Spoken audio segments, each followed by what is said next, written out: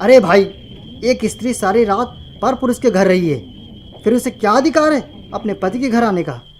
परंतु किसी विवशता के कारण वहाँ रहना पड़ा हो तो?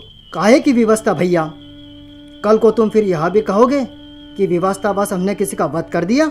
परंतु उसका दोष प्रामाणिक तो नहीं हुआ। जब तक दोष का प्रमाण ना हो उसे दंड देना न्याय नहीं है। तुम नगर वालों की यही दुर्बलता है, हर बात में न्याय और अन्याय की दुहाई दोगे, हर दोष का प्रमाण मांगोगे। अरे भैया, भगवान ने प्राणी को बुद्धि काहे दी है? उसका प्रयोग करने के लिए ही ना। तो साधारण बुद्धि का प्रश्न यह है कि जिसके साथ रात बिताई हो, जाओ उसी के पास। यदि वह निर्दोष हो तो भी? लेकिन वह निर्दोष है, इसका साक्षी कौन है? लेकिन वह दोषी है, इसकी साक्षी किसने दी?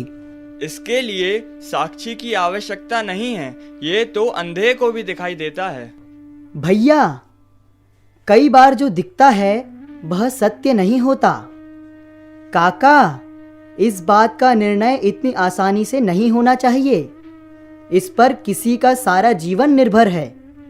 यदि यह मामला राजा श्री राम के पास जाएगा तो वह बिना सोचे समझे निर्णय नहीं करेंगे। उनको दोष का प्रमाण चाहिए। अरे छोटे भैया, यह तो उस दिन धोबी का भाग्य अच्छा था कि उसकी पत्नी की भेंट राजा से नहीं हुई, वरना राजा ने इस मामले में न्याय की बात सोचनी ही नहीं थी। उसने तो बिना पूछे अपने सैनिक उसकी पत्नी के साथ भेज देने थे कि रखो इसको अपने पास, वरना सूली पर चढ़ा दूंगा। लेकिन एक बात तुम मुझे बताओ कि राजा के सैनिक उसको उसके पति के घर पहुंचा सकते थे, लेकिन क्या वह पति और पत्नी के बीच पुनः संबंध स्थापित करवा सकते थे? आप ऐसा क्यों सोचते हैं? क्या राजा इतना क्रूर और अन्यायी है?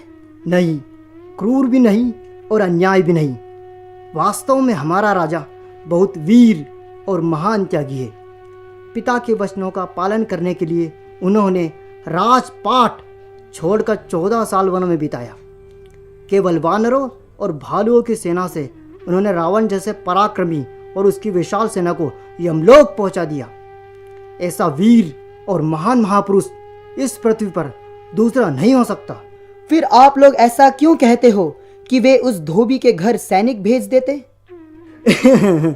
भैया, यह उनकी निजी दुर्बलता है। कौन सी दुर्बलता? उस निजी दुर्बलता का नाम है सीता। सीता?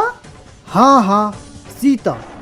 वह रावण जैसे महापापी के घर में 1 साल रहकर आई और हमारे राजा राम को उस स्त्री से इतना मोह है कि न केवल उसे घर में रखा बल्कि अपने साथ सिंहासन में भी बैठा लिया। अरे क्या आवश्यकता थी इसकी? संसार में एक से बढ़कर एक राजकुमारियां हैं, वह किससे भी विवाह कर लेते।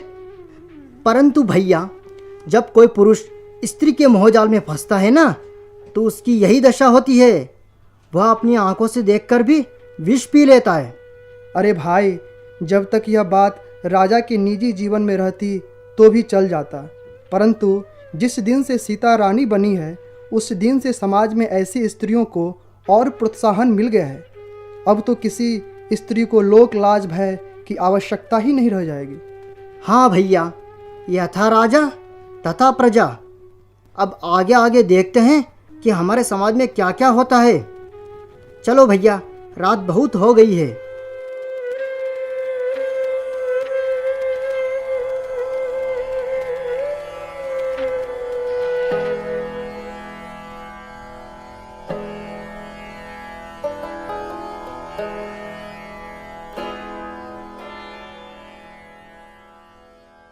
महाराज, इसलिए मैं कह रहा था कि उनकी बातों को मत सुनिए। वह मूर्ख यह नहीं जानते कि वह क्या कह रहे हैं। हमारे बारे में ऐसी बातें केवल इसी गांव में होती हैं या राज्य के दूसरे नगरों में भी? मूर्ख तो सभी स्थानों में होते हैं महाराज। भद्र, केवल इस प्रश्न का उत्तर दो। क्या अयोध्या के हर नगरों में इसी प्रकार की बातें होती हैं?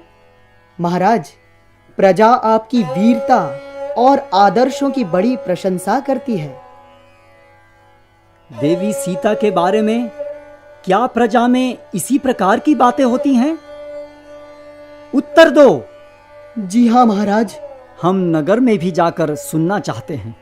महाराज,